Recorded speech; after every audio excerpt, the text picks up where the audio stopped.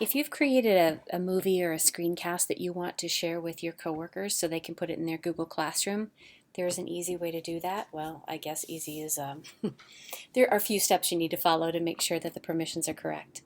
So if you select the thing you want to create, so if I assign this in my Google Classroom, my kids can see it. But if my coworkers want to use it, they won't be able to see it. So I'm going to go up to Get Shareable Link and turn that on, and go into the sharing settings and go to Advanced.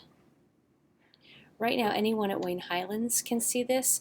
We're still having some issues between the .com world, which is the teacher staff world, and the .me world, which is the student world. So I'm going to change this and say that anyone with the link can view it and save. So now I can either share this link with my colleagues or share this with my colleagues. When they put it in their Google Classroom, everyone will be able to see it. If you don't change the permissions before you share it like that, they won't be able to use it.